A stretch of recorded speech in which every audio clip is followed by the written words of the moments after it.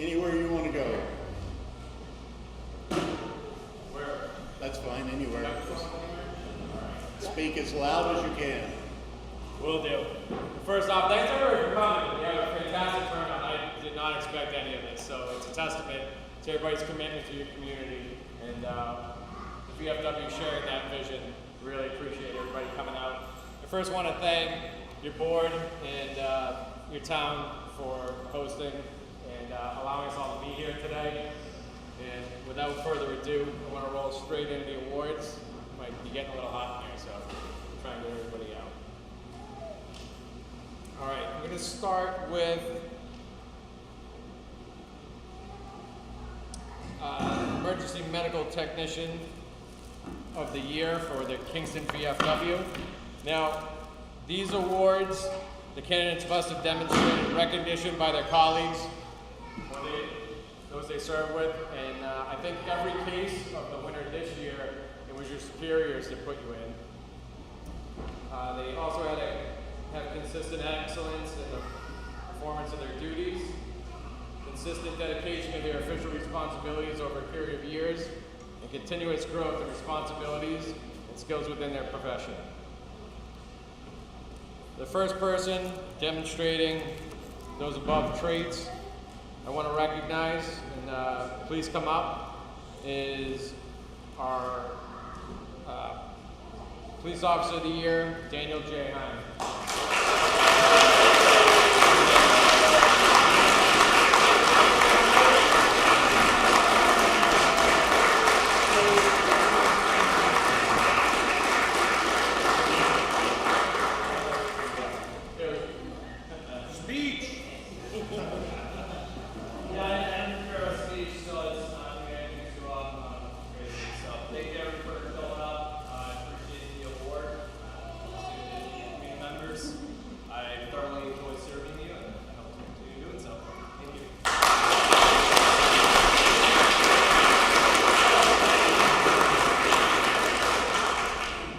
Our next on the list is Fireman of the Year, and I'd like to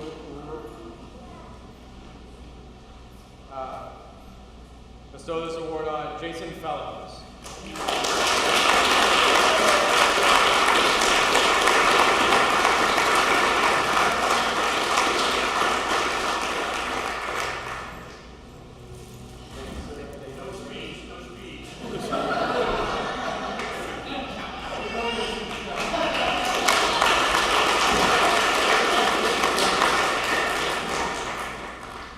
Our EMT of the Year is Nathan McDonald.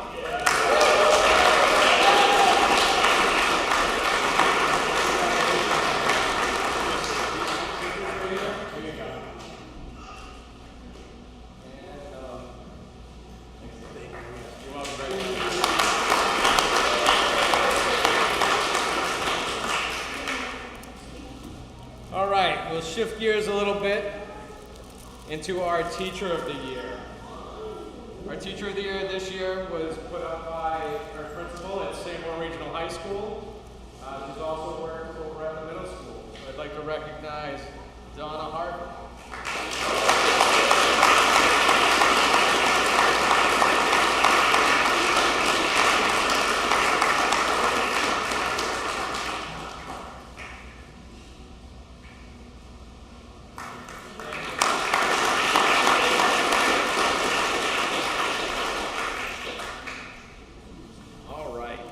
Now on to our Scholastic Awards.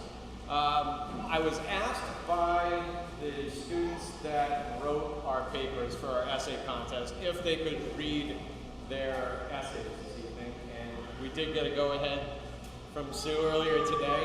So if I could have the first award winner to step up, we'll hear their essay and then make the presentation of the award.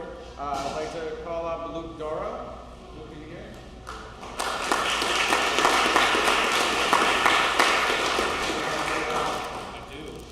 Fantastic.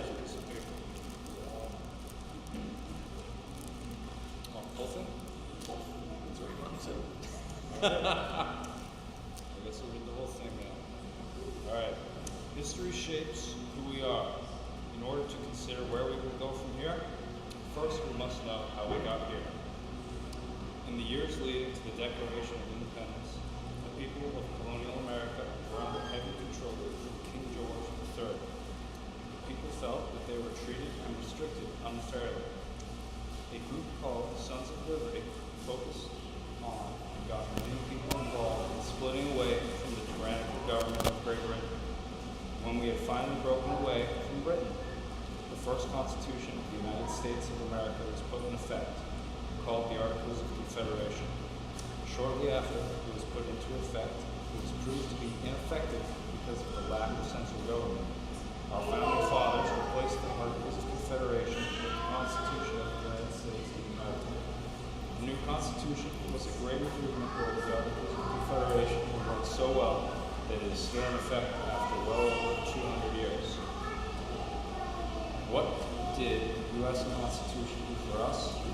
Not only did it create laws that guaranteed basic rights for the U.S. citizens, this Constitution of the United States of America contained our core values of liberty, equality, and democracy that we need to keep ourselves and our country from becoming what we have just freed ourselves from, a tyrannical government.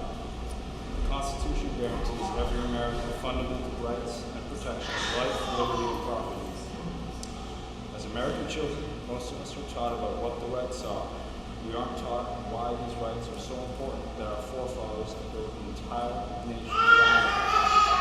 They are important because they protect us, they protect our freedom, and they keep our country secure and safe. Today, there are so many people trying to change the Constitution by getting rid of certain rights. Their intent is to improve our country. What these people fail to realize is that our Constitution of the United States is a document that can adapt to changing times while keeping our core values that define ourselves and our country. When we take away our own rights, we put ourselves at risk for the very threat that we had just escaped ourselves from almost 250 years ago, a tyrannical government. Is that really what we want to happen with our own country? As Jeffrey Winger from the network TV show Community once said, the most important tool for humanity's survival is respect. And the reason I know that respect is a tool is because it is clearly not a natural thing and we forget to use it all the time. One of our failures as a modern society is that we are not taught to respect and appreciate those who did so much for us. Our founding fathers who created the document to keep us safe and secure our freedoms, to start with, and then the soldiers who gave up their own lives to fight for ours. My own grandfather was a soldier in World War II and often shared his thoughts with me about current society and how things have changed. He was often discouraged with how we had changed in recent times. He remembered how when he came back to America, he and all of the soldiers were treated. He would often say to me, when we came back we were heroes, we were celebrated. And now when people come back from fighting overseas, they can be criticized and treated poorly by the people they risked their own lives to fight for. My grandfather asked us to keep sharing his story, help the world remember what he and his comrades had sacrificed for our freedom. Because of this sacrifice, we Americans should value what we have even more. Another issue in our country is we don't respect our own people, the people of America. No matter race, religion, or beliefs, we are still all fellow Americans. Until we find a way that we can work together for the good of our own country, we will be fighting against each other and defeating ourselves. Right now, there is so much domestic conflict that can lead to destroying innocent people's lives just by fighting among ourselves. But even though we all want the same thing in the end, to improve the country we live in, if we stay divided, we will never be united. And we are, after all, the United States. I believe that in order for our country to further evolve, we have to focus on fixing our current issues before creating new ones. The U.S. is an outstanding country. We can credit our Constitution for keeping us strong, safe, and free. However, now we have so many freedoms that we are at risk of losing. We need to respect what led us to where we are today, as well as teach ourselves and our future generations what defines the nation we have become. We have to teach the people why we are how we are before trying to change who we are. We need to respect one another and unite together to protect the very rights that keep us safe and free. So while we cannot be sure where our country is going from here, we can start by looking at our defining characteristics and working from there.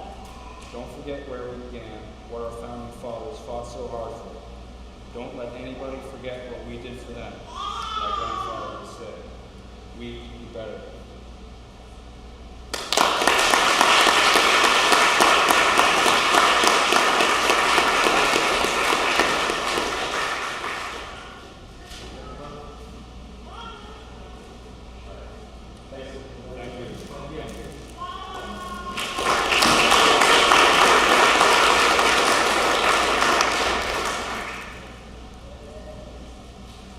I was going to say it's a coincidence, but it's probably not a coincidence with strong rearing and education and instilling values in your children, that our second winner for our Patriot Pen is Luke's sibling, Lexi Doro.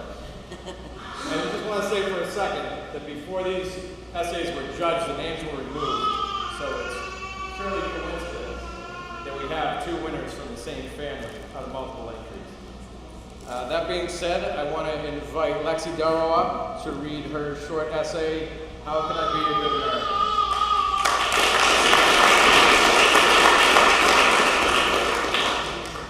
I may only be 12, but I have thought a lot about how to be a good American, because my grandfather was a World War II veteran.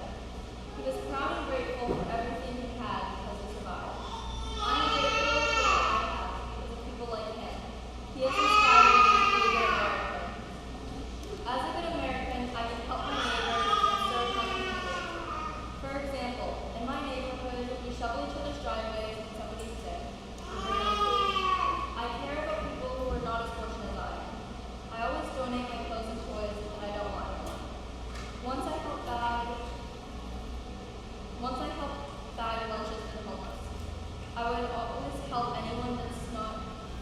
I would help anyone. That's what a good American would do. One time, a guy brought our groceries when we didn't have enough money to buy them ourselves. It made me and my mom really happy and thankful. I will always help others when I can. Everybody goes through hard times, and as a good American, I want to help others. I am kind to animals and drugs too. There are so many animals who need a home. So as a good American, I would always adopt animals from animal shelters. I always recycle and reuse items because doing this helps keep America uncluttered from trash. Instead of throwing out milk cartons, I use them to collect syrup from trees or crafts. I won't cut down trees or throw plastic in the ocean. Kindness goes hand in hand with respect. I respect others' ideas and know that everybody is different and that's okay. Everyone has a different life and experience and believes in different things. People can be right in their own way. I respect others' choices and I don't judge. I try to be brave and speak up for those who can't speak up for themselves, like people with special needs or kids who are shy or even that can't talk. I stand up for what I believe is right. Even if we look different and have different opinions, we can still work together.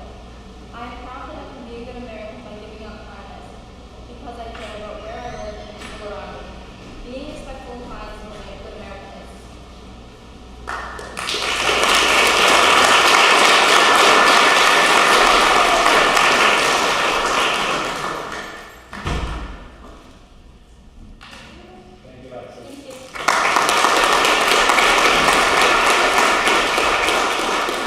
I want to thank everybody for coming out. I also want to thank both the fire department and the police department for really coming together and helping us bring Kingston VFW back out of the state that it was in. For those of you that don't know, and I'll make this brief, I know it's getting a little warm in here. About 2 years ago, the Kingston VFW was closed. The membership that was left had voted to turn in the charter, and we had a for sale sign in front of the building. In the last 2 years, we've done a lot of work around the post.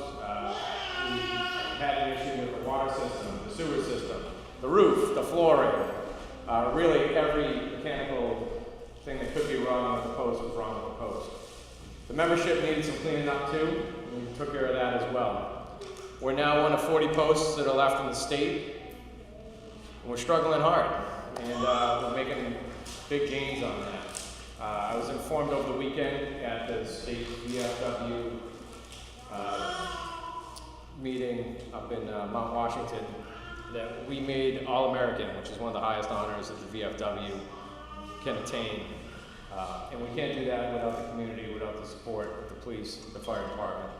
And I appreciate all you guys for helping keeping us honest, keeping us safe, and making sure we're all doing the right thing. So thank you to everybody here in the community. I appreciate it. Congratulations all around.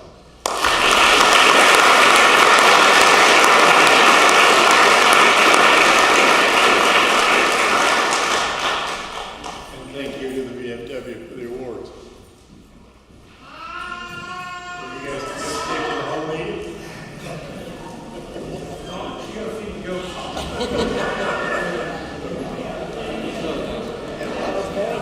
Oh, there's my picture outside.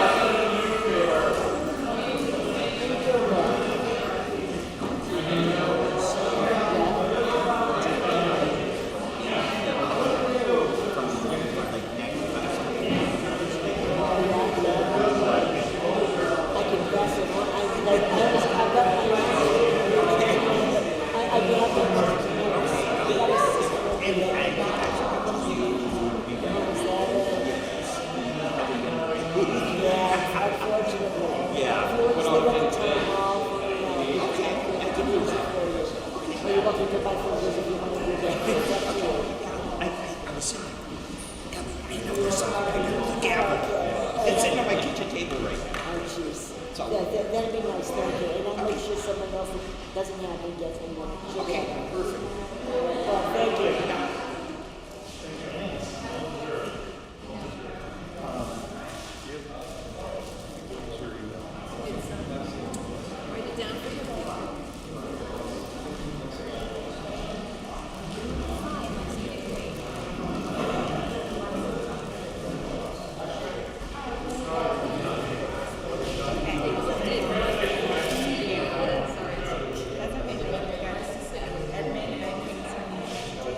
We should have that picture in the carriage town. We should get a copy of that picture from the carriage town. I asked for pictures for the essays.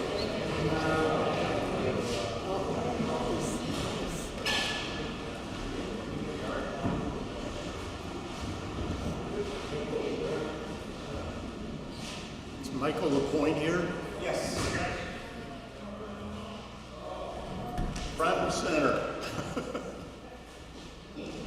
We meet again? Oh, we're gonna like this. Well, my name's Michael McCoy. You gotta speak very loud in here and you can sit down. My name's Michael LaPointe, and I live at 19 Beach Drive. And I put in a driveway alongside my driveway because I have no parking in the wintertime for my family to come visit me. So I created an area off my driveway, which I thought was my yard. Apparently, I had no idea. I just moved there. I had no idea. The town owns 20 feet in, which you might as well put that inside my garage, you know, the footage. So that's why I'm here. So he did the right thing and asked for driveway permit. I went out and inspected it, looked at it, and informed him. We did a little searching, found his lot corner, which is about where I thought it was.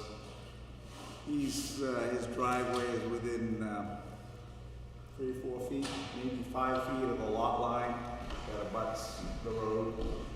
The planning board rules and regulations say it must be 20 feet from the lot line. There's no wiggle room there, there's no common sense factor there, there's just it must be. Now I can tell you I have no issue, and I've told Mr. LaPointe that I'm here obviously speaking for him. There's nothing this board can do because you don't control driveways. It's a planning board issue.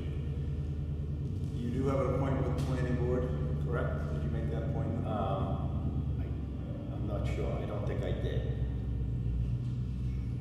Okay. I'm not sure. I went downstairs and asked if I could be On the agenda? on the agenda for the 21st or something, and I don't know the process. Yeah, you talked to Ellen, and she sent you to us, so I'm not sure what else Yeah. she said for planning.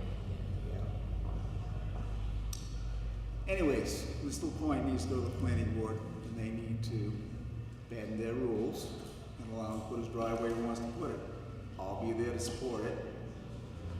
Somehow we'll get you in there under other business, board business, but the problem is, he, like Mr. Cody on, I think it's 53 Mill Road, I'm not gonna take my retirement and go against the rules and have you people fire me and I lose my retirement.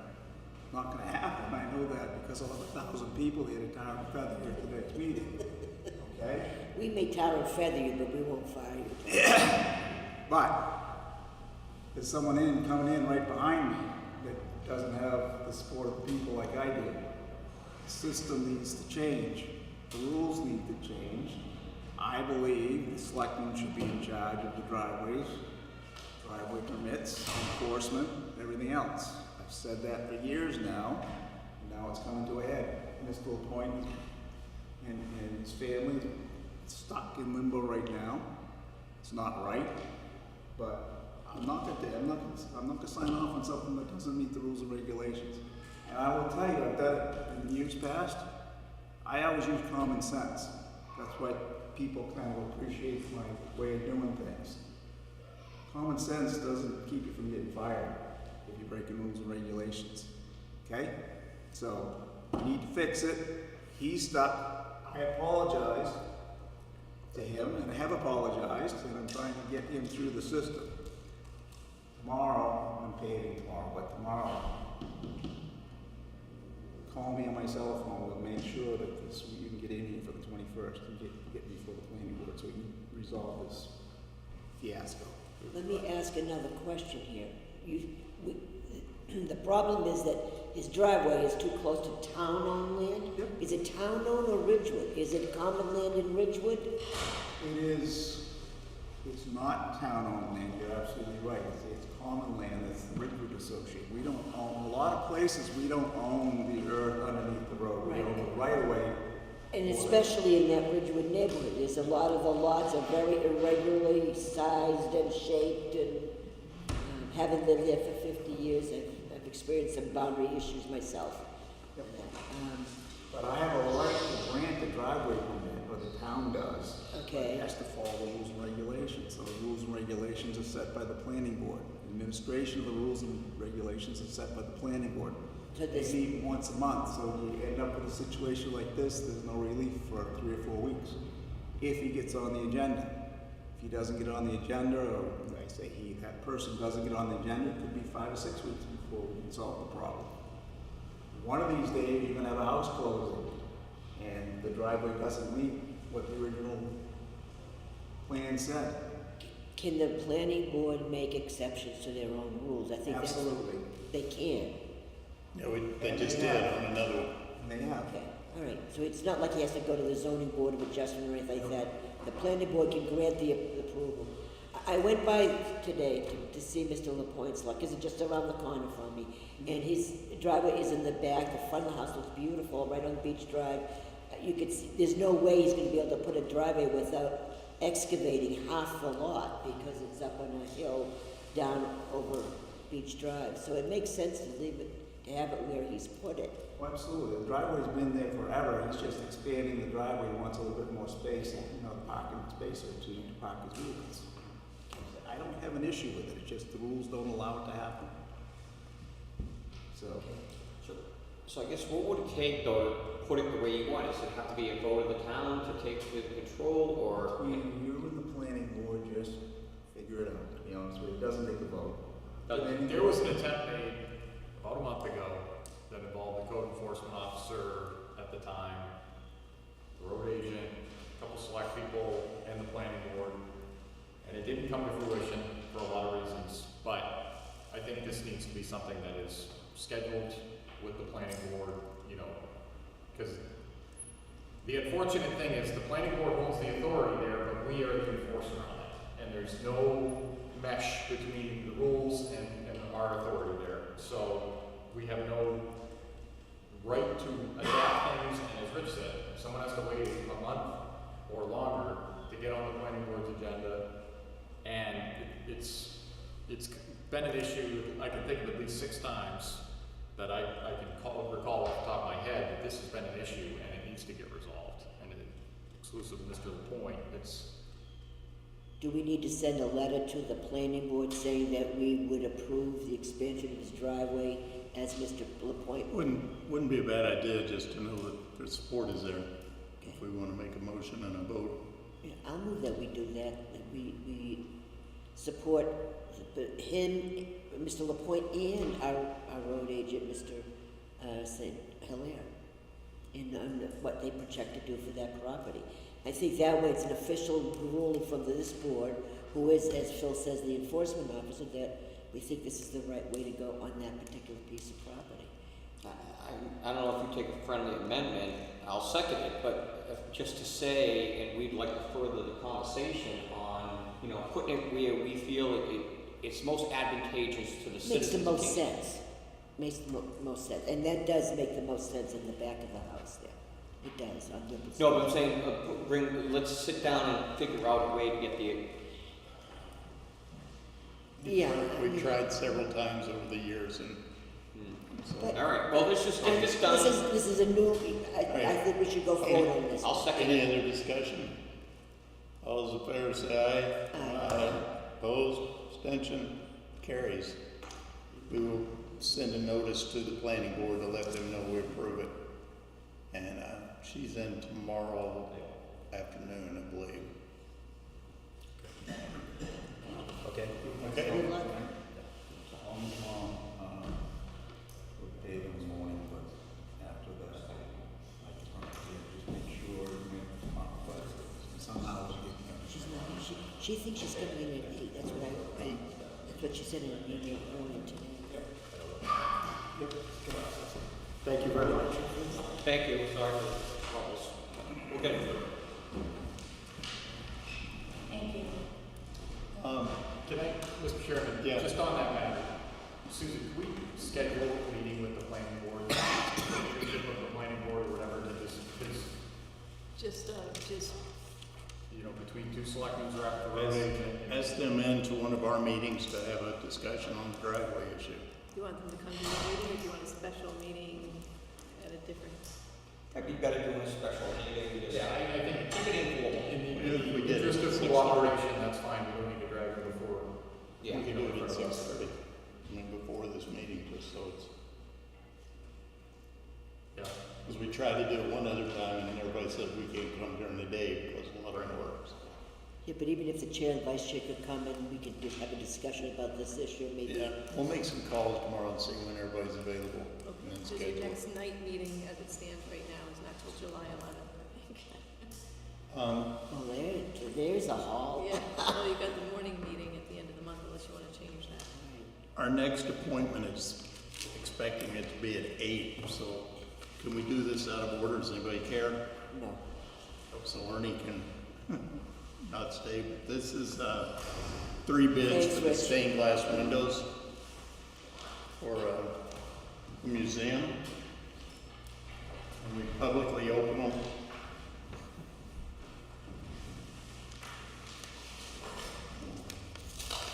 This is a project that we're gonna ask for donations and everything. Maybe some families would like to sponsor a window.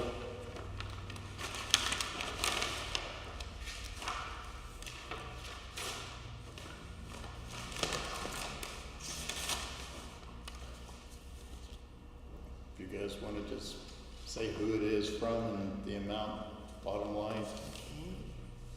Well, mine is from Burham and LaRoche Associates.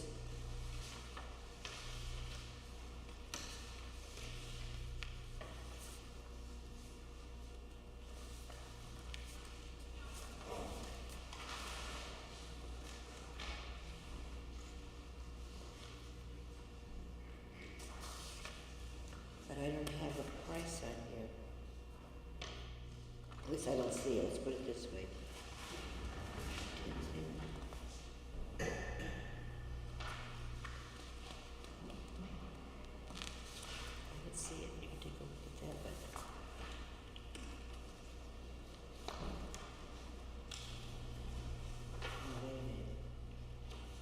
We hereby propose to furnish all labor, materials, equipment, insurance, and supervision according to the above specifications for the sum of $36,188. $36,188. They didn't have any numericals, just cursive. Bill? I bid from Sash and Solder, and for the large, well, let's get the total. For 6 large windows, 4 small windows, materials and setup, the total would be $41,500. I have Shalan, S-H-A-L-A-N, Stained Glass LLC. And the cost for the removal, in-studio restoration, reinstallment of the 10 stained glass and leaded glass windows in the Eagles Memorial Library is $21,380.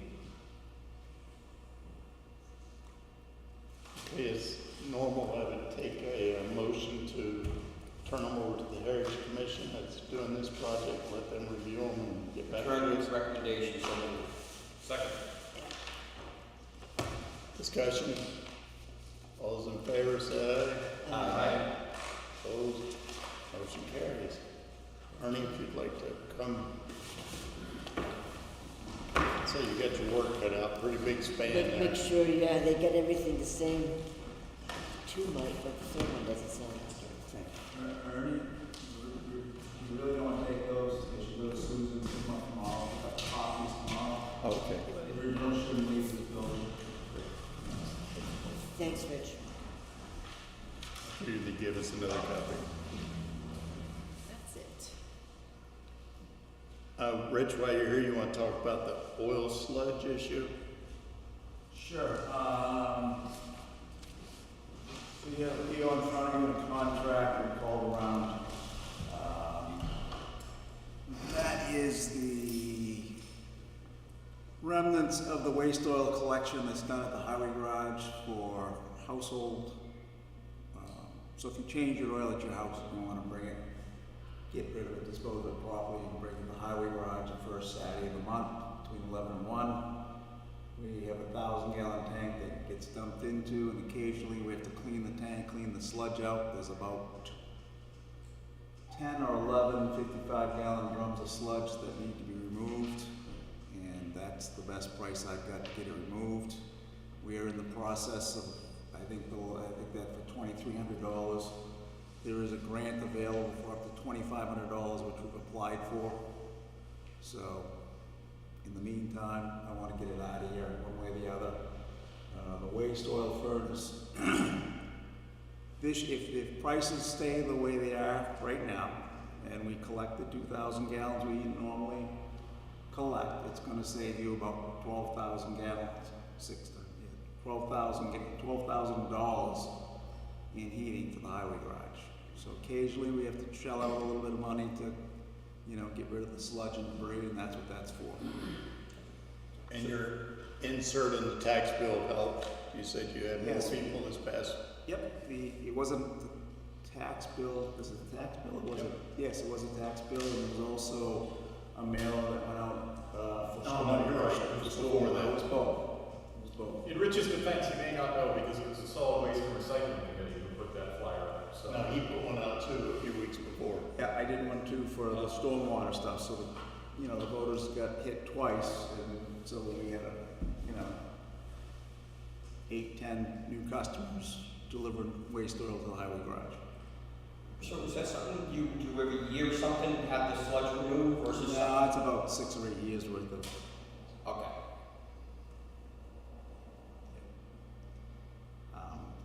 Probably should be done every year, but barrel 2 here. Well, it's just a PO.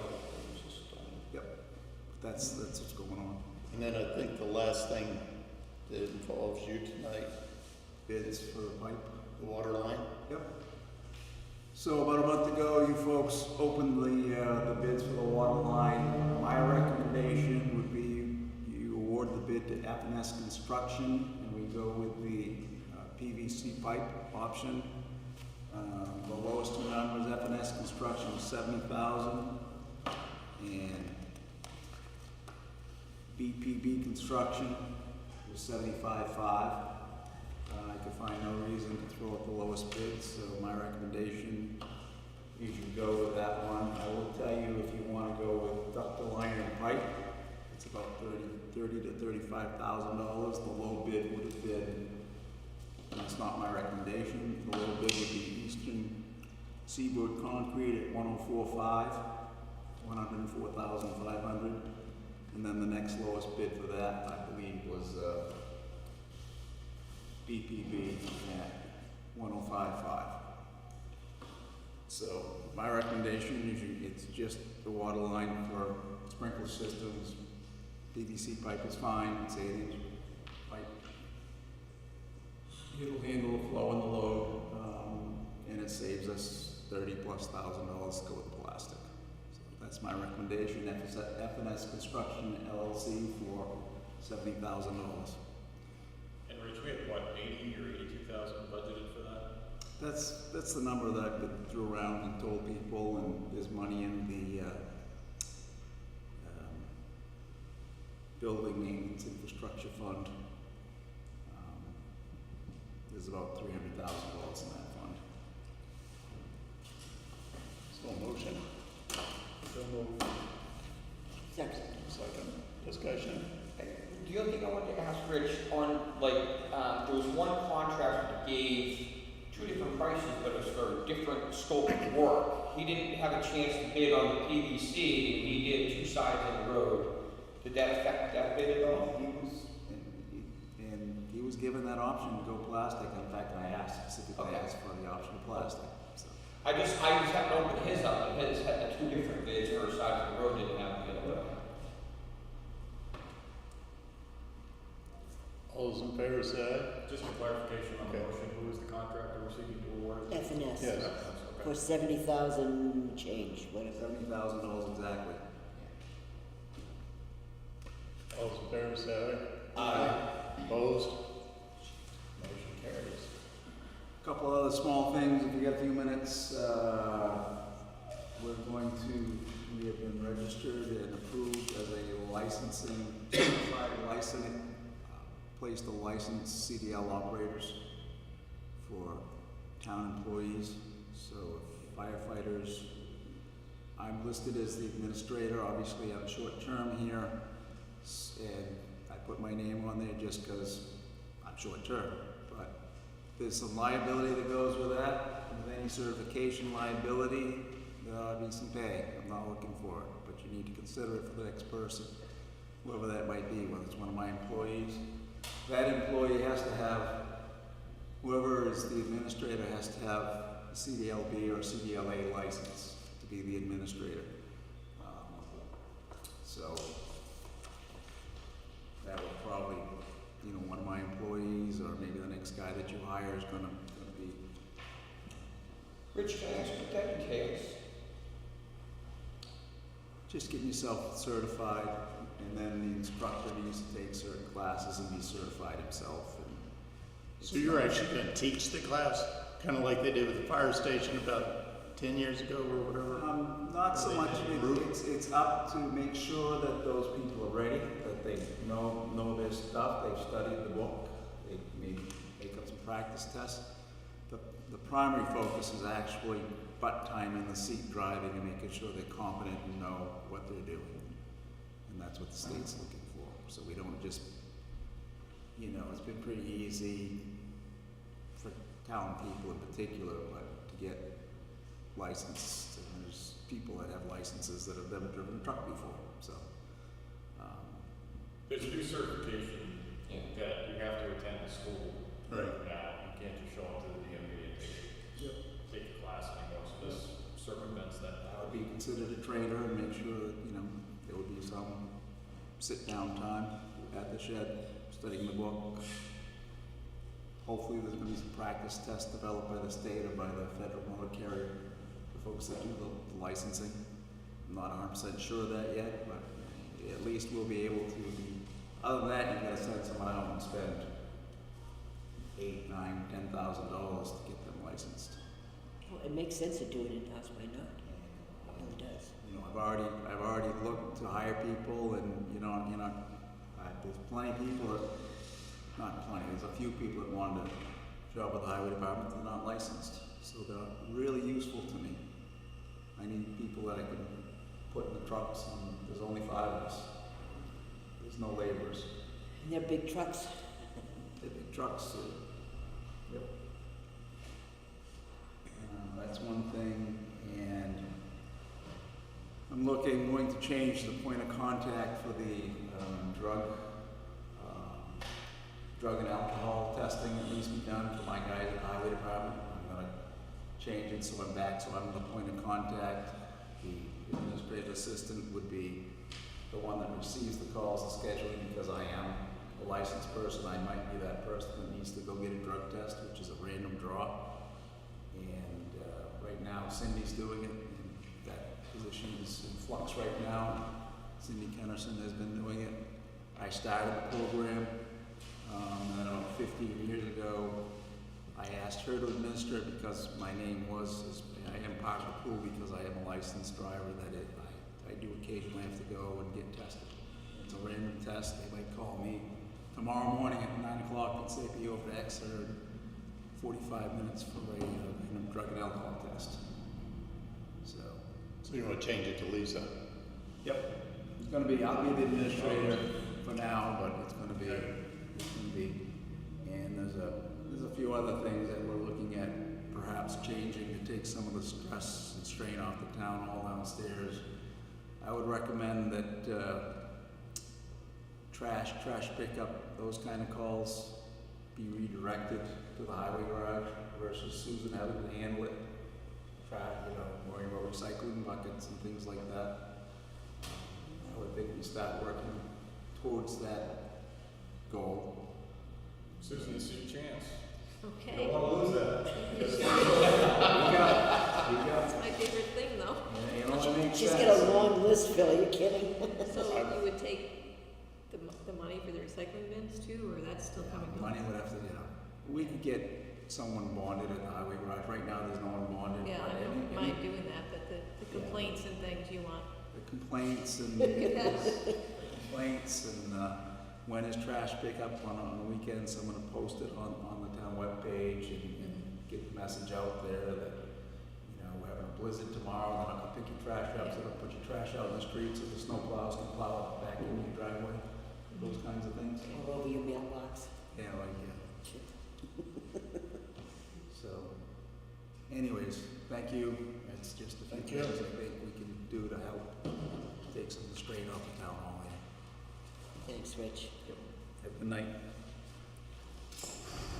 So we want to take tonight's first public comment. If anybody's here that would like to speak? Are we talking about She thinks she's coming at 8 o'clock. Oh, jeez. I had an email from I'm here her. about the petition that was sent to the board. That's in your Yes, we correspondence, and it kind of goes with. Country Pond. Oh, it's Country Pond petition. It's under correspondence. Where is it, in this folder or the other folder? It should be in all your folders, and then if you want the full. Oh, we just got it tonight. But how much is Right. Yeah. We really just got that tonight, so we're probably gonna all want to review it and Yeah, well, I'm just here to give you some more information, and I would send some information to Susan. Yeah, I've got the Probably two full things here, and then I gave you the synopsis. There's a, I'd be quick and explain, the person that established the petition. She needs to come to the front, right? Doesn't she need, doesn't she need to come? yeah, you need to come up here because we're having trouble the hearing thing you. that she's talking about is behind Could two you things there. introduce One just yourself? came tonight and one. I'm Sandra Maida. I live at 10 Concannon Road in Kingston, New Hampshire. So I'm a resident of Country Pond. I live right on the waterfront. In 2017, there was an email in our neighborhood circulating where people wanted to use, promote the use of a chemical, dicot, to kill weeds. And Dana Akers and his wife, Martha Jaquith, And I opposed that it shouldn't be done. We contacted the New Hampshire DES and about it, and it's illegal for people to use it themselves on water, on lakes and ponds. Well, from 2009 to 2017, we hadn't had an algae bloom in the lake, the blue-green algae bloom, and we hadn't had cyanobacteria. But then after 2017, we started seeing that in the lake. So we had suspected that somebody in the lake, we didn't know who, but we were seeing weeds dying, and when weeds die, quick like that, there's nutrients that get into the lake and cause an algae bloom, and then the algae bloom turns into cyanobacteria. And last year we had a real bad cyanobacteria outbreak in Country Pond. We have an association in the lake that is kind of promoting it. They wanted to use dicot and everything. So Dana started a petition, and Dana and Martha started a petition, and they got over 80 signatures. And this was just real quick, and a lot of people that hadn't come yet because they only come in the summertime to stay on Country Pond. But these are people that live on the lake. So there's some documents here from Dana, and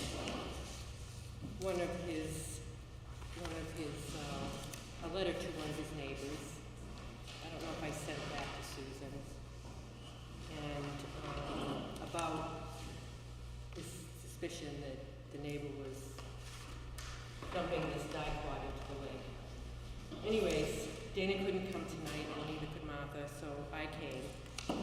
And I have concerns about this because I lived through chemicals in Country Pond. The Maida family has been here since 1967. The Otati and I was dating the Rockingham County Sheriff's son in 1975 when they discovered, or it was discovered, the Otati and Goss site. And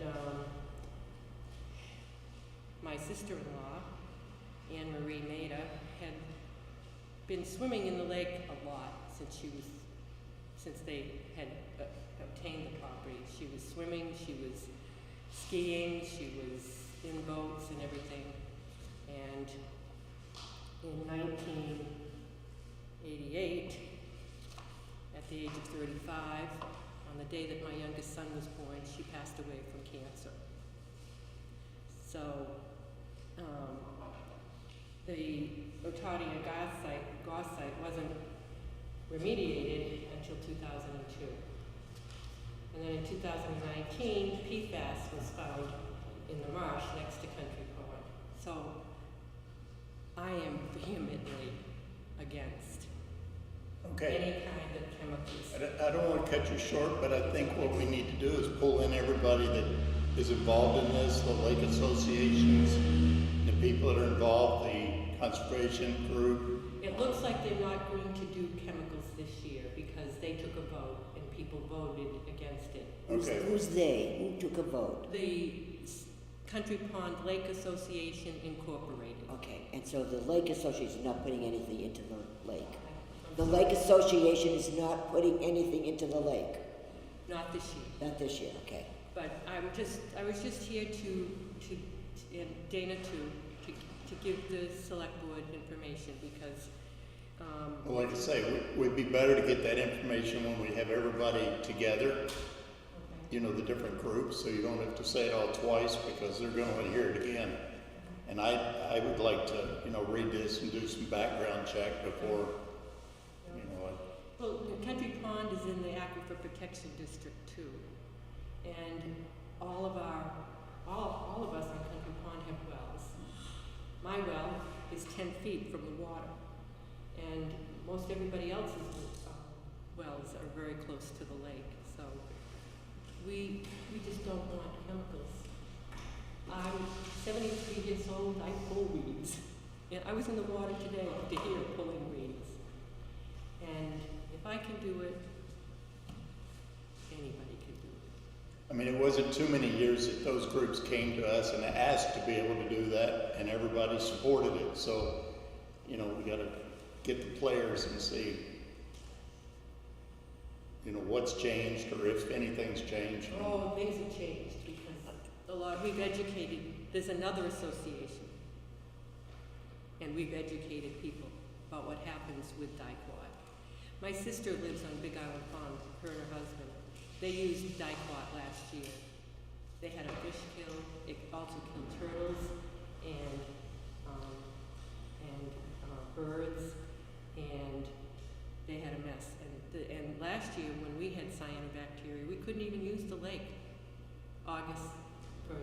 July, August, and September. And even the New Hampshire DES, Amy Smagula, has admitted, and it's in these documents, quotes from her, that use of dicot does cause an algae bloom and cyanobacteria. So, Okay, well, we'll do some research and then contact you, you know, about a future meeting or something where we yes, can I'd like to, because I've actually never put this on the agenda for discussion. Okay. Will you let me know? Yes, Awesome. Thank you. thank you. Thank you very much. Thank you.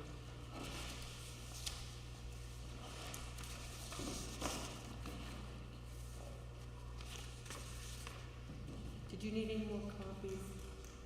Susan, No, the email that you sent today, I've got a copy of the petition. Oh, and my dog almost died last year because of the cyanobacteria. I have a lab, a little small lab that almost died because she was exposed to the cyanobacteria. So no children should be in the lake. It's very scary stuff. She was in complete pneumonia because of it. You have her email address, correct, Susan?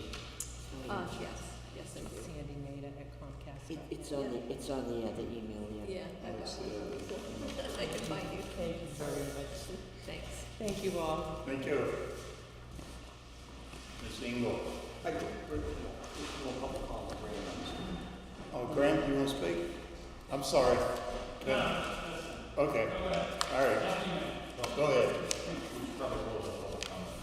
Okay, I want to speak a public comment. well, we'll speak at the second one. Put the second one on here. I can do it while she's setting up. These are hard Okay. copies, Elliot, what?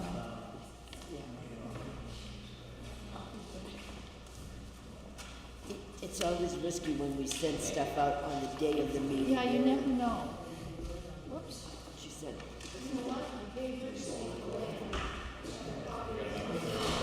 I saw this. Elliot, you have the ribbon copy. I didn't, you've seen all that, I right? have.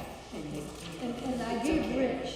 You want to give that to, it's okay. I've seen it too, so I mean, Yeah, I sent them out, Muriel, but when it's the same day of the meeting, not everybody gets the email. I get that.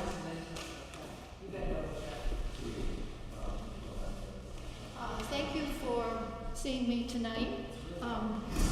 The Lake Association has been working with the Kingston Conservation Commission on these aquifer protection zone signs. And what you have before you is two different signs. One's fancy in that it's in color, and the other one is black and white because I couldn't print it. I couldn't get it scaled down to print it properly, so I apologize for not having them look equal. But we're kind of, some people like the sign without the blue bubble around the water drop that says Kingston Aquifer, and others thought that that would be too much for people to see as they're driving by. So we're trying to choose between those two signs, and if you have an opinion about them, that would be, you like the simple one? Keep it simple. Which one? One without The one Yeah, it's without got the that. bubble, the blue bubble, okay. So Evie Nathan has identified a number of 5 places where we could post these signs, and that's in the memo that I sent you. And pretty much there are all the various entrances coming into Kingston. 107, 111, Marshall Road, that's 107, the State Ramp, Ball Road, Great Pond Park area. So we've identified 5 locations. And I've given all this information also to Rich St. Hilaire, so if he has a different opinion, that would be great. We're welcoming any of that input. And the Lake Association is prepared to pay for those 5 signs. We've shopped around and we can get them for about $300. Each or total? No, total. Okay. Total. And they're 25 by 36 metal signs that will be on a metal post. And we'd like, obviously, to work with Rich and have him place them.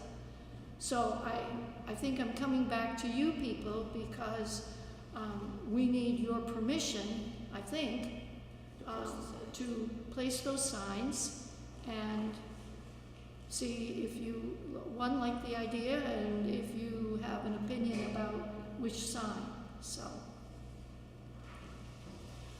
Well, I'd be happy to move that we grant permission to post the entering groundwater protection zone. I like the simple sign with just a water drop. I think that says it all, and because it conveys the message, visual of water. So I would go with that one and give permission to I'll second. KLA to do so.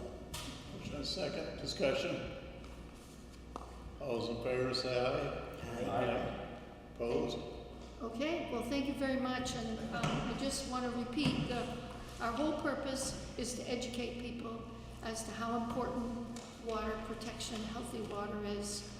And we're having a presentation on June 29th at the library on the Lake Smart program, which is all about healthy water quality, and that fits in really nicely with the letter that Rich St. Hilaire, the highway department, put out about stormwater runoff, etc. So if you people would love to join, we'd love to have you people join us on the 29th. That would be really big. We would introduce you as important guests. Lake Association. But I'm a card-carrying member. Grant. Just because the Self-Head Trail, they wanted to put no parking signs, they had to check the state DOT if it was on a state road. So you may want to check with New Hampshire DOT if you're putting it on 107 or 111 or 125, just because it's not a town road. So who do I do that? Ernie Landry and Sel will probably have the number, or Rich will probably have the number for the sign. I just don't want to see anybody get in trouble or sign get ripped down. Thank Sure. you. I was talking to Ernie up there when he left. Yeah, I think he did the cell signs, or, the state came out and did, an estimate to see how many cars could see it, if it's worth it or whatever, and make sure they're off the road far enough, so. Okay. I'll talk to Rich tomorrow and I'll have him give you a call. Okay, great, thank you so much. Thank you. Grant. Yes. I guess one already loud enough. So first I would like to say good evening. I would like to introduce Kevin Holter as our newest full-time hire for the Kingston Fire Department. Kevin's been with us for 5 years. You can correct me if I'm wrong. 2 years.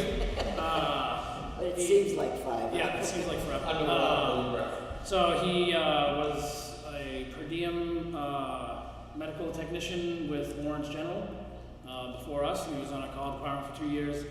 So he did great in the oral boards and the chief's interview, and He'll be starting, he's done 3 weeks, this will be his 3rd week in daytime rotation, so he'll be starting his 24-hour shifts at the end of the month.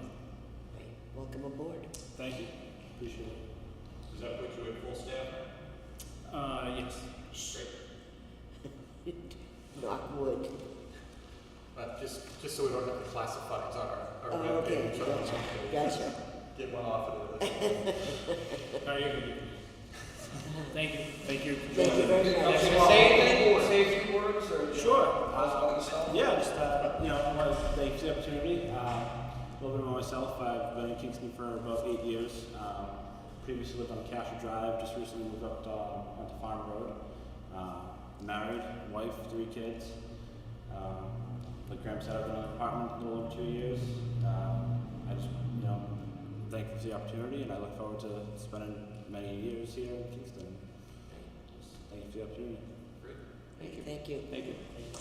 Thank you. See you. All right, one quick thing. So I have 2 POs here. They're not actual POs, we need a commitment to purchase.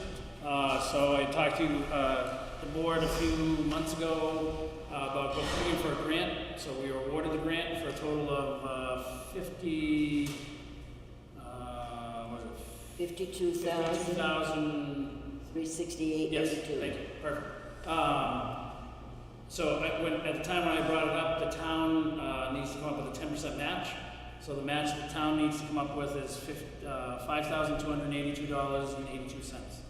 I believe Selectman Alessio at the time had mentioned some funds with the Selectmen or whatever if I couldn't find it in my budget. So I just wanted to let you know this is for a power load cot and a power load system and a Lucas CPR device for our ambulance too.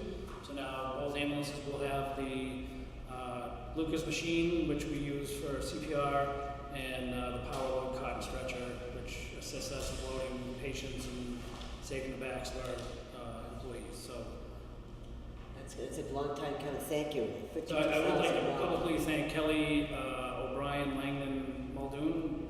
Muldoon, I think, is her official name now, but she did 99% of this. I just signed the paper when it needed to be signed. So I would like to thank her for her hard work. And it basically just saved the town $47,000. Yeah, the purchase of that equipment would have been $50,000. That's great. Thank you. Great, thank you. Yeah. Good job. Mr. Whittier. I'm not sure when our time is. I was told earlier that some of these decisions have already been made. But I have a group here from the church to speak about this water system that's being, for the sprinkler system, that's being changed for the new location. And I come with my hat in my hand and apologies all around. But this church was in town in 1725 and it's been at that location since 1825. And we are behind the 8 ball on this issue of sprinkler systems. We'd like to have an opportunity to address our interests in this. Apparently we've had a number of inquiries from the fire department about this, and they've fallen on deaf ears, wrong phone numbers, irresponsible. Plus the circumstances have changed that the water system we were formerly on, which we are on still, has fallen because the school district sold the school, is now not in the hands of a municipal organization, but in a private enterprise. We'd like to come and address our concerns and apologize for whatever delays we've created, but we'd like to be in on the new fire suppression system generated at the fire station. And we'd like to have a discussion about that. If it's not too late, we want to try to straighten that, our errors we'd like to correct. And we weren't on the agenda, but there was an opportunity to speak about that system tonight. So we're here to see if we can talk about it. Okay, this was started probably a year ago. Well over that. Well over. I know Don Briggs did a lot of calls and.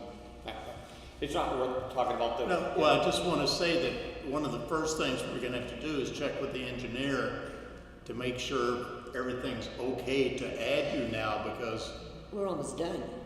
Well, and the cistern was sized Yeah. with the knowledge that the church would not be on it. right, I mean, I don't even think that's So it has to physically be, possible. the engineer would have to, there's gonna cost for the engineer to evaluate if the church can be on it now. So I believe, and I'll check with our fire and protection engineer that we hired for the station. I'm pretty sure I brought him over to the church back then because we hadn't heard yes or no from the church. So the way it's based is both the cistern water amount and the size of the pump is off the single most fire-loaded building, which I believe is going to be the fire station. The one concern that the engineer had 2 years ago was the height of the steeple because there's sprinkler lines that go up there. But with the phone call, I'm sure he'd remember, touring the church and looking at that. So it's Yeah, we can have the Carter Company who installed the system. We can have them evaluate, provide whatever information you need as far as the ability to reach the steeple. But since the ground hasn't been dug, not to rehash the past, but Selectman Briggs came to me. I said, I'm no longer on the committee that makes those decisions. I turned it over to somebody. They discussed it. Apparently there was a give and take with someone in the church. We don't know who that was. And at the time, the school was still a public entity. And the decision, I guess, that was made, and I have no record of that, the fire department may have records. But at any rate, we believe that it is in our best interest to try to get onto the system that you're creating with the new fire station. And it may be too late, John. It may be too Well, late. that's what we're here. Okay. Yeah. That's what we're here to find out. Because obviously the option is to shut down the church, and that's not acceptable to any of us. I don't want to be the person in the last 300 years that shuts down the church. So we got to deal with this issue. What I would say is just contact the fire department, see if you can handle it. And then the next thing is we just opened up the bids and it was $70,000. So, what? 70,000. 70,000, right? It's 70,000, so it would be my recommendation if you want to get on board, you'd have to pick up, the church would have to pick up half that cost. Half of the cost, you say? Yep. Because you've already signed a bid for 70,000 to do what has to be done now, right? Yep. Is that what you're telling me? We have to bring water from the fire station to the fire hydrant. Right. Which would give it to you as well, but you're... Right. And we would obviously want to shut the line off after our valve. Correct. Which, whatever it would be. And I understand there's a leak between you and the fire suppressant system anyway. Yeah, we've suspected something because the fire department clearly has been refilling that tank for a number of years. So there's something going on there, but we have no evidence of a leak, and we can get our engineering company, Carter, who installed the system, to give you a rundown of what this issue is with the steeple. At this point, I don't think it'd be worth you spending money with Carter. I think you need to talk with, if you're coming under the fire department system, you would have to talk to our engineers, and then you would have to pick up the cost for the yearly maintenance through our system, because you're on our system. We can't have a third party. We might need a group here because now it's after the fact. We may need to put a subgroup together to make a decision or a recommendation because you got too many moving parts. Well, first thing is going to be to find out if the system can handle it. And if not, what would it take for it What's to be the able to handle alternative? it? So before we can make any decisions, we need to know if it can be done and what the cost is. Okay. And then we'll sit and talk dollars and cents. Who should initiate those talks and We'll who? let Graham do that because he's Leave the that to the board. So you were right now, emailing our engineer that designed the system. Okay. So we should set up a meeting to do that. Is that what you're suggesting? He's already doing You're it. Yeah, let me see if he recollects and has any notes that he took when we toured the church, and then see where we go from there, and I'll contact him directly. So you're the point person now, again? Or who is the point person? Because that's the person that's Yes, here. It's gonna cost money. I understand. Amy is the chairman of our board of trustees. Chief Briggs, or Selectman Briggs, came to me. I told him, as I said earlier, that I was no longer on that committee, and I referred him to somebody. Well, apparently that became the dead letter office, because at some point, somebody made decisions on behalf of the church that we have no record of who they were, or what they did, or why they did it, and now we're faced with this problem of we're not going to have a system. I mean, we have a system, but it's not the system that's the most desirable. And so we're prepared to, I'm sorry to open up a can of worms here, but obviously we can't exist without a water supply. No, I would like to see it resolved. I hope we can, but I would just advise you to not deal with your sprinkler system company at this point. Deal with the engineer, and then you're going to have to set up a contract with them, because I won't speak for the chiefs, but it's just, it's going to be on our system, so we're responsible for it. There's no way you could stay where you are with the Chidwick property now, the seminary? We haven't explored that as a possibility. I don't know what. They just repaired it, I happen to know. To my knowledge, Ellie, they are not interested in having anybody on the system to include. Yeah. So, but anyway, we'll wait for here, and we'll set up a meeting, and we can deal with whatever the consequences or costs are involved. But it would clearly serve our needs to just. We're already hooked into this valve down here, so whether we can backfeed that or what, I don't know. Okay. Whatever We'll the get engineers. some answers, and then we'll set up a meeting and let you know what it looks like. Okay, that'd be great. Is that? Thank you.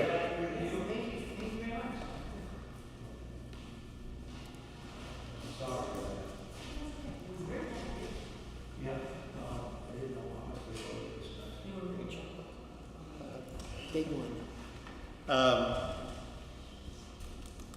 We got the no parking signs that Joel talked about before. Committee liaison? Oh. No, sure, they're at the Oh, public. all right, committee liaisons, skip that, I already marked through it. Go ahead, you open your mouth, you go ahead. I did speak to the library. Unfortunately, I can't make their meetings, so they meet on Monday night, but I did talk to them, check in with them. And I also had a conversation with Block 5, and Block 5 is going to see about getting them, they're telling me, they are down to one phone in the building, but Block 5 is going to see about getting them done within a month. Block 5 is working with the fire department right now, and after that it's going to transition over there, and then we can think about the rest of the timeline for the other buildings. And the only other thing, the HTC did have a public hearing the other day on the Chinburg property. They solicited in the paper for people to come in and have opinions. It was well attended. There was one person that spoke highly, and I'm surprised he didn't come to this meeting because he was very irate on it. I pointed out that this was not done in a vacuum, that the school district sold it with the vote of 2 towns, and then there was give and take going back and forth several times in a purchase and sales and everything else, and then it was done through there. And then we set up a 79E. We had many public hearings, whether we had a town vote on establishing 79E, and then we solicited people that would be interested in being on that committee, and then we had 2 public hearings on that. So I explained to the individual. We actually had 4 public hearings because it changed a little bit, so we had 2 more. Yeah. So this, I said Over this the last did not 8 happen. years, it did not happen in a vacuum. Correct. So, I mean, I understand the person's frustration, but I think they were a little offhand at that meeting, because that meeting was doing exactly what their purview is, making it aesthetically pleasing to the community and the historic district. Right. So, And that's they'd all I also been to the HTC well over a year ago on a draft of the proposal. I was very surprised how boisterous this person was, and was completely taken aback. It's a resident that lives in the historic district, and just woke up. That's all. Other than that particular one, was there any other positive and or negative input? there was a lot of input. There was a lot of people showed up. There was at least 5 to 7 people that were there, and they gave their input on their opinions of it. And just sifting through, but I think we already said that we're gonna set up a, review committee. Technical review. Yeah, technical review, which I think would help, you know. And I would hope maybe, you know, however we design that committee, hopefully the chairman of the HDC sits on that or something, you know. I wanted to look at other towns that have handled similar sized projects, but I think the way I look at it and past TRCs, it would entail the chairpersons of the HDC, the planning board, I don't know, I believe it has to go to zoning board. It will have to go, but then you wouldn't want them on the planning Yeah, that's because right. they need. But the main goal of it will be to make sure that the technical aspects of this, you know, with regards to stormwater, wastewater, traffic, all of the things, electric, all those things are addressed beforehand so that it's the technical portion of this project is addressed so that there are, you know, and I recognize that what the HDC is trying to accomplish, but I think the typical timeline that we address these things in does not address the key concerns that should be of concern to the town. Yes. With regards to traffic and infrastructure and the like, so especially the school right there and the property having numerous ancillary uses currently, so.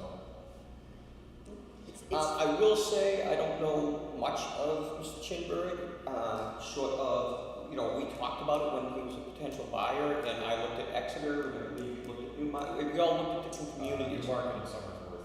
I will tell you, his representative was there and very accommodating to the HDC. Obviously, this isn't gonna happen tomorrow. It's gonna take time, and I think that's a perfect thing for a technical review committee. But I was just impressed how he listened to what they had to say and willing to get plans back to him and show it in different color schemes. And like I said, this is the biggest thing that's happened in Kingston in a long time. But I think as a partner or a person that's going to be coming into the community, they seem to be, very accommodating. If anyone went on a tour of the seminary building with Mr. Chinberg and heard his view of what he saw inside that building, it's phenomenal. I mean, he has a firm grasp of towards preserving the integrity of the history of the building. I don't think we're going to be disappointed. I really don't. So I think to help him and help the whole process move along, I think the technical review is a perfect way to go. Yeah. So I think we should move forward with that and just design the community. Yeah, it's a more efficient use of the town's resources, rather than the representatives from the town having to attend numerous meetings that are most likely going to be repetitive. It removes that. It should be a collaboration. A project this size should be a collaboration. Absolutely. Next liaison, do you have anything? The Conservation Commission, it's in your packets.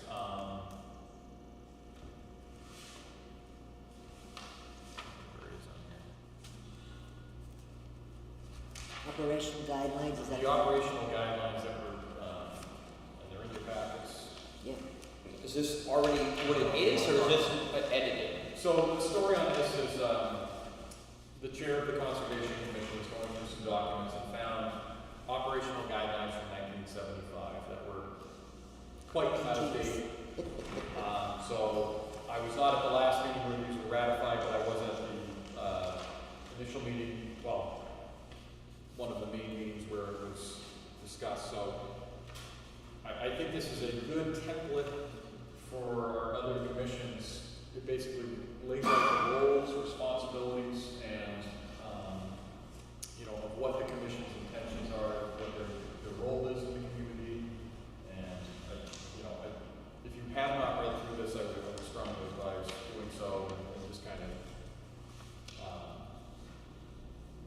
taking a minute to review it, or longer than a minute. But I think this is a good template moving forward on what we should expect from commissions, because it lays out the guidelines of what their goals are and what we should expect from them to do. So rather than try and push this through tonight, I would request that everybody review it and bring feedback, because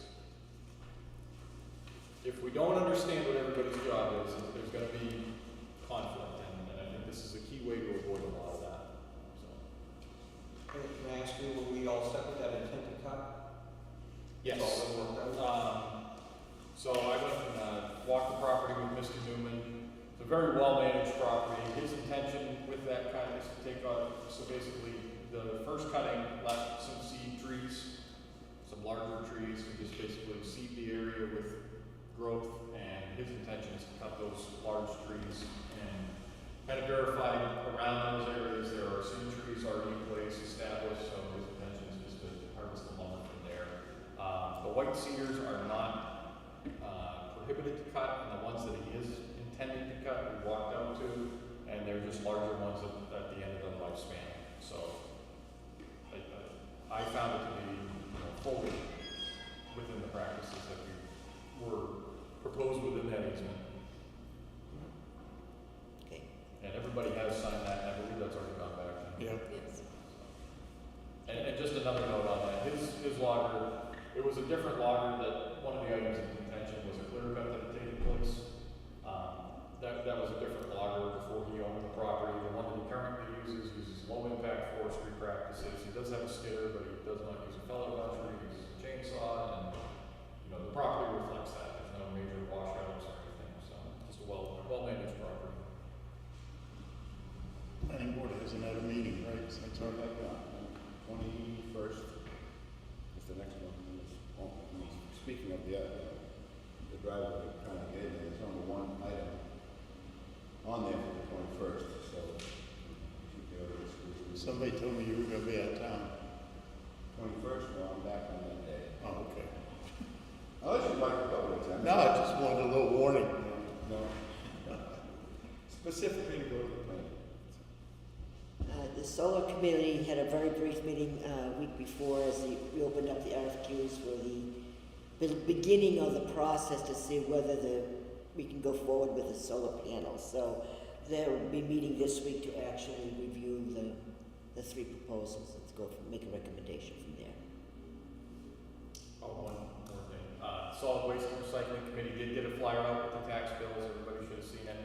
One amendment to that, Landscapers Depot is not taking large brush, even though that had been confirmed a couple of weeks prior that they did, but they're under new ownership, so that is no longer the case. But just trying to make people aware of the resources we have on hand in town that can be utilized. Again, with the overall goal of removing as much from the waste stream as possible for the long-term financial benefit of the town. I had a question today from someone who had a trailer full of brush from his yard, and he didn't know what to do with it. And I said, I don't either, because landscapers Get a people- fire permit. Can he get a burn permit if he's got For what? a burn permit for burning brush? I mean, as long as they've got the space and all, is that how that works? Yep, as long as it meets all the criteria, it has to be smaller than 4 inches in diameter and 50 feet away from the structure, but that's all. Yeah, I mentioned it to him, and he said, well, when he burns things, his neighbors get mad. And I said, well, get a permit first, and That helps. so you may be hearing from him. Yep. We don't have any other way. Yeah, I guess on that note, I'll meet up with Rick Stambler, and I think we'll try and find an alternative source Yeah. or an alternative destination for those products, because I know there were a couple people that were affected by that decision. I didn't realize how much went there, but, and then one other note, the thrift store is for usable clothing only. It's not where you can throw out your old undies or anything like that, so. Are you serious? Yes. Well, I guess you are. Wish I was joking. Okay. Heritage Committee met last week, and pretty much the big thing out of that is the stained glass issue, that we are looking for donations. If you want to purchase a window, background it. And then I'll say something from the inspectors meeting. The flyer we sent out in the tax bill about permits has gotten a tremendous amount of response. Probably 40 or 50 people have come in and said, I had this done, did my contractor pull permits? And we're finding that most of them did not. So it's really caught a lot, and it's brought a lot of education to people, so that was well served. I guess, how do we educate the contractors? They know. Well, They know. if a homeowner is coming forward and asking, did my contractor pull a permit? It's like, that's. Well, they know too, so don't, it's a Well, two-way I got you. street. Don't ask, don't tell. I mean, that's I mean, really we've what's got going on. roofers that only roof on weekends because they know they're less likely to be caught. Or driveway paving. fly-by-night paving operations. And we're putting more and more on our website, we're putting more stuff on the TV line, everything to educate people. I bet if we did a poll about how many people know they need a driveway permit to change their driveway, you'd get 90% don't know. You know, and we sympathize with some people downstairs over some of this stuff because they don't know, but some of it's pretty obvious. So we'll move on. And, we could beat that to death. Firehouse is still online to, unless Graham changes it, but the 15th is still the cutoff date to move the stuff from the old station into the new station. That's what it was the last time we met. Is that? In and around. It's still under budget, that's the good news. Yeah, the only other thing, speaking of under budget, I was looking at the financials that Cindy said, and we're still. Speak up. Well, I was looking at the financials that Cindy has that sends out, and revenue was, online with what it was before, and there's nothing really that jumps out except for the heat line for the fire department. Graham has a plan, we talked about that, of how that's going to get taken care of over the course of the next probably 3 to 6 months. The fact is that the bills are coming in, going to Cindy for like the propane tanks and stuff that are going into the firehouse. And Cindy was paying them out of the general heat fund for his department. So Graham's going to work it out so that let's just say the next fill, whenever that may be, will be able to come out of the infrastructure fund. So we'll catch up with him. But right now he's over budget. It's a bookkeeping issue. It's an allocation issue. One account versus another. Right. But we're not out of whack. Right. So it can be remedied without having to say, okay, geez, the end of the year we've got to come up with $20,000 worth of heat money that we didn't have. Right. So that is correct, Chief. That is correct. Okay. So that's it. Okay. The no parking signs, we talked about it, the Yeah, but do we have to, department head. We have to approve it. yeah, we have to approve it to the ordinance. I thought it had to, the ordinance had to specify exactly the no parking locations. And I think it was included in that area. That's what I was told. I didn't read it.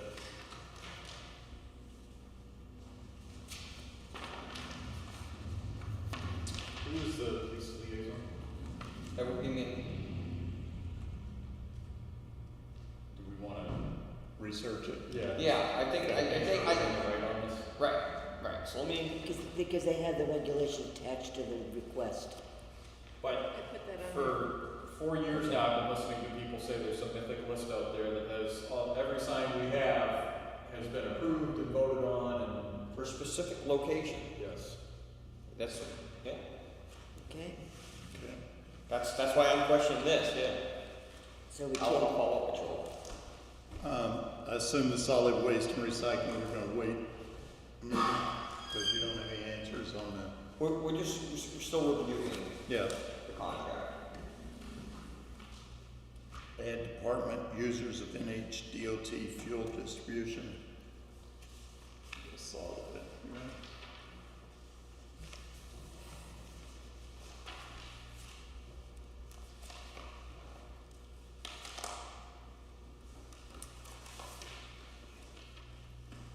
Need to vote and sign act another department for fuel. The Says car is inspection no longer department for the under, car. yeah, it's no longer under the fire department, it's under the inspection department, so you have to. Unless you want to do that, and then. I'll just take you every time with me to fill it up. You saw it happen today the first time I grabbed it. So this is just to add another User. but I wanted to call the pad. So we've got the pad left over, but we need to get another number. So do you need an authorization? It says we need a vote to authorize it.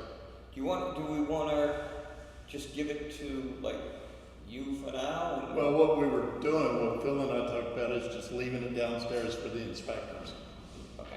Because I don't, So I've do been we have driving to- as long as gas is like it is. So I do don't we really have drive to it list all much. the inspectors' names on it by DOT's? I think we just have to have one tag to make sure it gets charged off to the right department more than anything. Yeah. And then like Graham said today, which you didn't know, that's good at any of those service places, like in Concord, if you're up there for a meeting, you can fill it up with gas. So I'll make a there. motion to authorize the chair to sign with the DOT for the inspector's vehicle. Second. Discussion.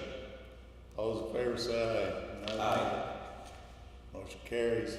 No noes? Motion carries.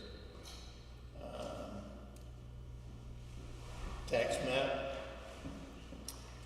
I gave you some information because we really need to have our tax maps updated. They're like 4 years behind now, 3 years behind. And that is a possible use of ARPA funding. If we want, we also would digitize those. It's gonna be costly, but then there's a maintenance going forward and they would be done correctly. for Why don't once. we send that out to bid?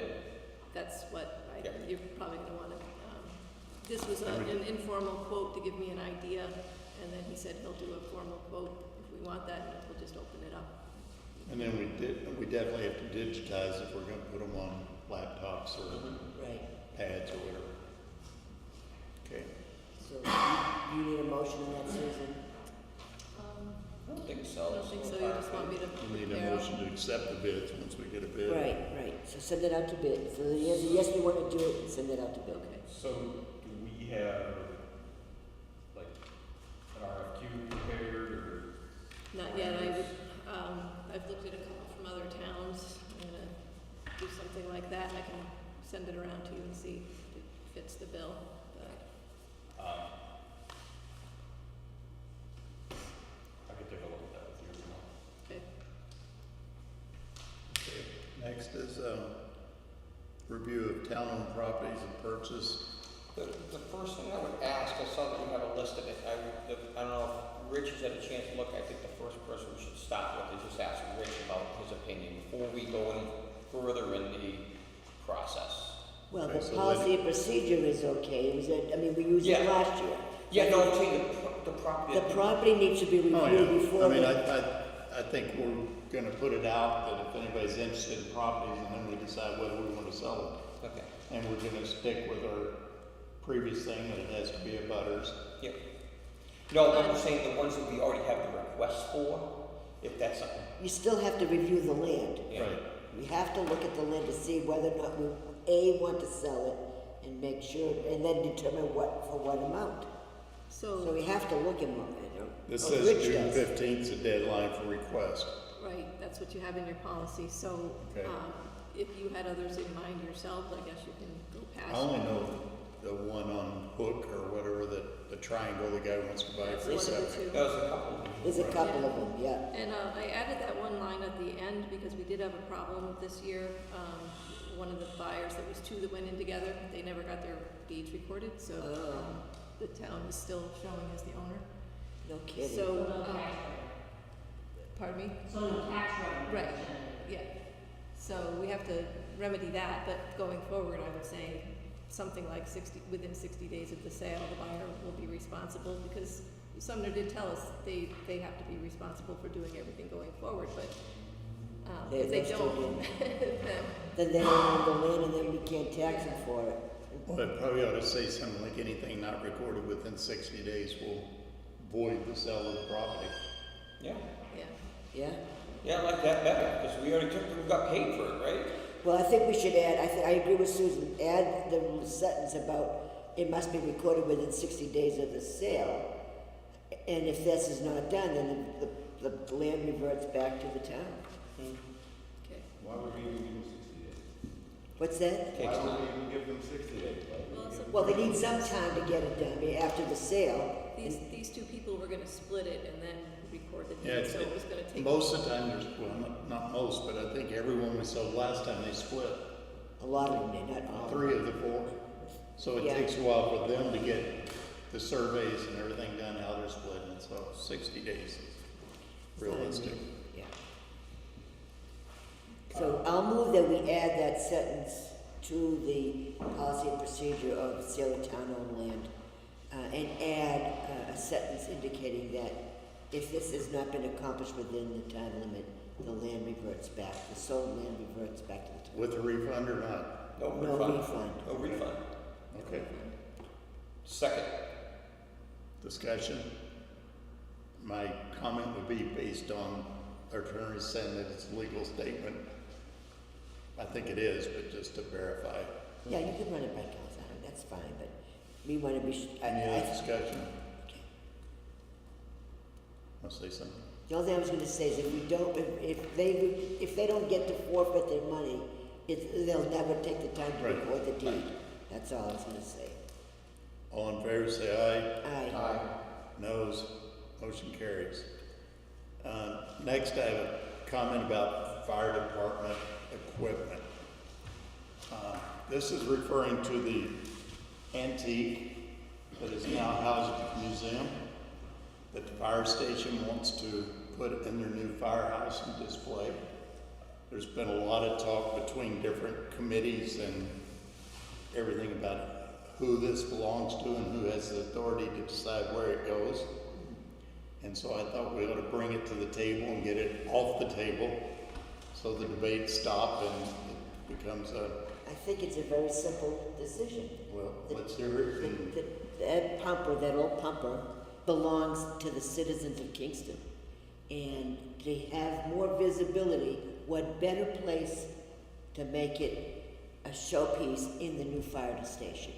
I mean, As planned for the past 2 as years. planned, if we wanted it right in there, more people will see it. The museum's open a couple, 3 days a year, not very often, maybe 5 days a year. But the fire station is open every day of the year, and it's a fire equipment, piece of equipment that belongs to the fire station, and it belongs to the people of Kingston. Doesn't belong to a committee, doesn't belong to a special interest group, it belongs to the town. So I adamantly want and support that pumper at the new station. is that a motion? Yes. Second. In a second discussion, I'll just add to that not only is it where to be more visible, but it will be better cared for because it will be in a tempered building. Correct. It will be in pride of place and something we can admire and enjoy seeing. I would like to point out that the fire department spent over $4,000 of their association's money to refurbish it, sitting in a non-climate control that is only open a couple of days. And I would hope, based on everything I heard from different people, that the museum committee will understand or relook at their mission statement that the idea is to enhance Kingston's history and showcase Kingston's history, and I think the fire department's done an excellent job at displaying a piece of equipment that's going to be seen by a number of people. Oh my God, on a daily basis. Yes. So I would hope they would embrace this decision of the select board, and I'm sorry it had to come to us. No. There was some conversation about sharing. You know what, right now, I'm not feeling it a Okay, sharing. I'm bringing it up because that was My issue with sharing it is that you run into more of an issue of damaging it the more often you move it.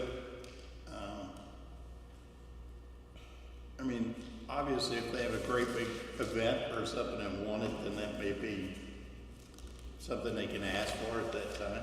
I think the fire department can decide on their own if it should or shouldn't do anything, because they're the ones that are the caretakers. They spent over $4,000 taking care of it. So I would leave it in the fire department's hands. Okay, so motion on the, It's on the floor. on the floor. All in favor, say aye. Aye. Noes, abstentions, motion carries unanimously. Wanna go get it now? Ray, would you like a note sent from the selectmen to that there, or do you want to chat with them? Well, so I think they're having a work session out back on Wednesday, if Rich are around, and we can just go over and talk to them. I did run into Ruth Albert today and explained that this was going to be she might want to consider coming, or I kind of gave her a flavor of how the board was leaning. So she was well aware that it was on the agenda tonight. Okay. All right. Makes it easy. And just one other thing we should probably say about that that's come up is that the questioning of our fire chief being in the museum. The fire chief and the police chief, the select board, the building maintenance group, pretty much have the right to go in any building, as far as I'm concerned, and I just want to make sure that everybody agreed with that. They're town buildings. I mean, do we need to clarify who the No. town is? No. I mean, I If just, something is owned by the town, it is right, the I town's property, not an individual committee, not I agree. an individual person, it is the town's property. I And can't as representatives of the town, we have access to said buildings. But if nothing else, I can't imagine that neither the fire chief or police chief wouldn't have access to any and all buildings for safety reasons, if nothing else. Of course they have to have access. Unless they're doing something illegal in there, then we need a warrant, but, Graham can say it. I don't need one. Nope. we have 2 applications for facility use. Actually, one's a special event, one's facility use. The special event is for Saddle Up this Saturday, coming Saturday. It's for their annual event that they have done every year, and this year they asked for permission, which they have not done in the past. I know that's not in on the time frame we typically like them, but it is in. And I would like to send it to the police chief and fire chief for review. It says roughly 200 people, and I think the last time we did this, we put an officer there for traffic. So is everybody okay with that? That I'm glad that they're asking permission instead of forgiveness. And What is the timeline? that it's supposed to be? I think No, when's the event, of the It event? says 90 days prior. No. What, oh yeah, We got it today. we got it We got today. today. Yeah, but what's the time? We're Of the talking, event. which one, Saddle This Saddle is Saddle Up? Up. Okay, so what is the time of the event? Like, Well, no, I mean, he answered my question, I guess. We have not signed permits from people because they have not met the time frame as set forth within the permit. And you are absolutely correct, but I think the fact that they actually filled one out with a fee, I'll give them a pass on this one. Why, because they've always done the wrong thing, so they kind of did the right thing this time? Well, I guess I kind of agree with Ellie because he has done a tremendous amount of work down there, getting everything to order, all the things the planning board wanted, and he's had Dennis there several times. He's put in all the drainage, he's put in the fences, he's done a lot of stuff in the past couple of weeks. And he's gone through the process of doing it right. And yes, you can smile and say it's taken him 7 years to get it right, but he is getting it right and he's putting an effort into it. And what's well, the time of the event? this is more it right. doesn't say, I think it's all day. Well, I would just, It says 11th and 12th. I would just question the time, if we want to set a time limit to them, that again, they're not playing Highway to Hell at 10 o'clock at night. He was, said he was gonna go acoustical with guitar, but we could put a time frame on the music, like 10 o'clock or something. As long as they're not in violation of the noise ordinance. Okay, so we got the music. We do have a noise ordinance. And if they have an Please. acoustical, it should not exceed it. It's fine. And I'll talk to fire. And if he messes up, then it makes it easier the next time. That's all. Do we need a motion and to approve it, or? Motion to approve with the fire department, police department's recommendation, the special event permit for Saddle Up Saloon for date stated.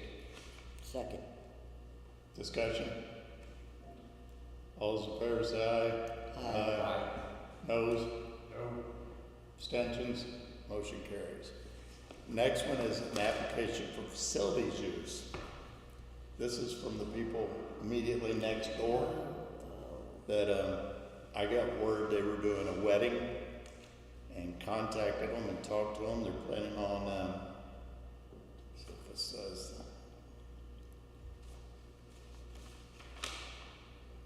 150-ish people from 3 o'clock to 11 o'clock. There will be music. There will be alcohol.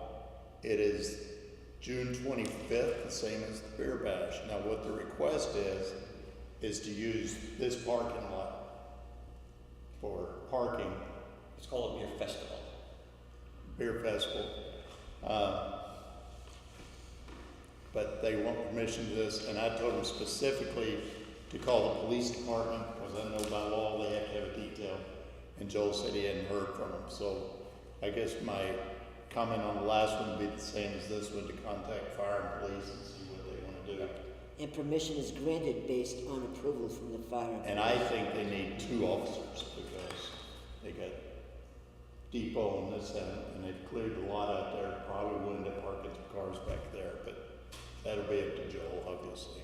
Yeah, that's the police department, whatever their recommendation is, we don't dictate that department. So I make a motion to approve the use of our parking lot for that event, provided they get signed off by the police department. Second by Chuck. Discussion. All those in favor say aye. Just a question, with alcohol there, does that open us up to liability? I think that's why we have to have a police detail there, so that it relieves the liability. Because they watch for over-serving and issues. My other concern. And typically, people that do this are professional bartenders that are supposed to watch that. My other concern would be the cemetery being right there. Okay, that might be a note for Joel. Given the historical significance of a lot of the stuff in there, if that 150-ish rows, and there's an overflow into that area, that should be. Well, it only takes one person too to do damage. Yeah, okay. I'll make a note for Joel.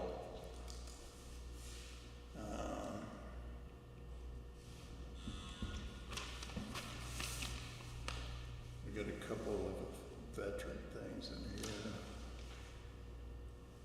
I have one thing for old business, I'll say, or board business. Rich, I haven't had a chance to sit down with you, but we did solicit bids for audio visual, and if tonight's meeting was anything, how bad we really need to move forward with this. I held off from Rich because I was trying to get a 4th bid from the company that's doing the high school, and the guy's not even returning calls anymore. So we got 3 legitimate bids. And I was told Thursday, so when we had lunch Thursday, that they're very behind at the high school. They're not even maintaining. So we got 3 bids. One was 18, one was 45, and one was 89. And the one that was 45. 8,900 or 89,000? 89,000. The one that was the one that was 45. She is a resident of Kingston. And I would like to invite her in to take a look again at her proposal, see what she's looking to do. But I think it's something we have the funds with the harbor. And I think tonight's meeting was pitiful that someone's trying to read a well-written essay and you couldn't hear it. So I would like to move forward with it. I would say with our bid process that we've been following, this should be turned over to the road agent for review because he oversees building and grounds. Well, except that's not coming from his fund, it's coming from our I don't think it needs to go to, I don't think that, I mean, we can bring him I into think it, It ties into the infrastructure of the town hall. Yeah. It's something that will be maintained by building and grounds. We should have input from the Buildings and Maintenance Division. Okay. right. So I'll hand them over to Rich, get them over to Rich. But I'd like to still meet with her and see, but we can take a look at it and have them come in or whatever. But I mean, the bids are the bids. It's pretty far. No, I get that, but usually, I mean, it's not gonna be one of us overseeing the installation of that. It will Right, be, right. It's gonna be part of the building moving forward. So I say we invite them in when we have the meeting with her or whatever, that individual. But do you guys wanna see the 3 bids and take a formal vote and put it next week?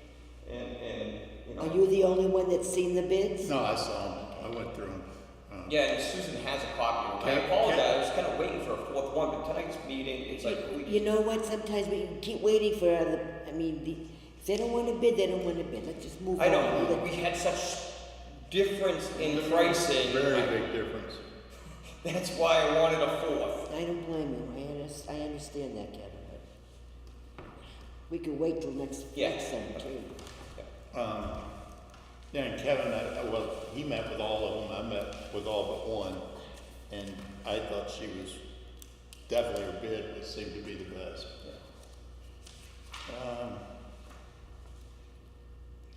And just to be clear, that is audio and visual.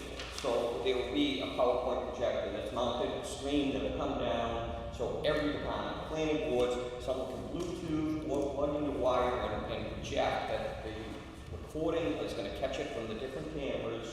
The only drawback would be this one cable, it's going to be coming down here, so they would have to just move to see it, so they the idea. But other than that, we wouldn't want to have to move our folding tables. Serve the aesthetic of our town hall. That's the next thing we get into. Motion on the minutes of May 23rd. make a motion to approve the public and non-public meeting minutes of May 23rd, with the exception of the meeting with the attorney, because that was a non-meeting, so it doesn't need to have minutes. Second. Discussion. All those in favor say aye. Aye. Abstain. Noes? Abstain. Who said yes to that? Okay, Phil. I think everything else is non-public.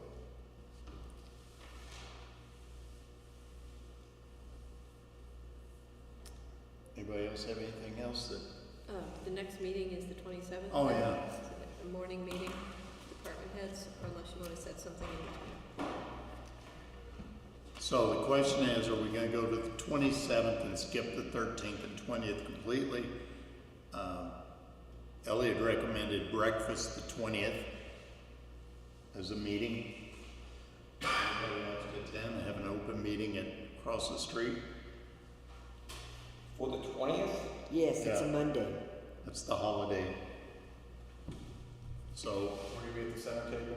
Sure. we'll go to the 27th for our next meeting unless something comes up and that we need to meet, but we'll, may need people in for signatures, but we'll let you know. if we We'll do have a that. department head meeting on the 27th, and it's open to the public, and if we have to sign documents or whatever, we do that. Well, but that's the third week after this, so 2 full weeks. But if we do the breakfast, you still have a posted meeting. Oh, yeah.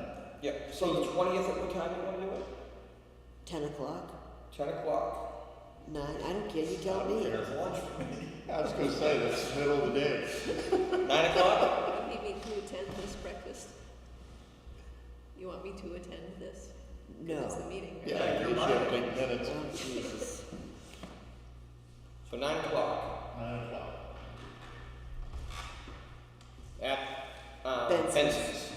And I'll take a motion to go into non-public. For personnel and legal. I think that's it. One personnel, one legal. Several legals. Okay. There's a request from Ellen to have a day off in here. Yeah, I'm gonna talk about that non-public. Was that, was there a motion second? There's a motion. Roll call vote. Alessio? Yes. Hart? Yes. Coombs? Yes. And St. James? Yes. And Wilson? Yes. Sorry. Can't get this off of that straight anymore. See you guys.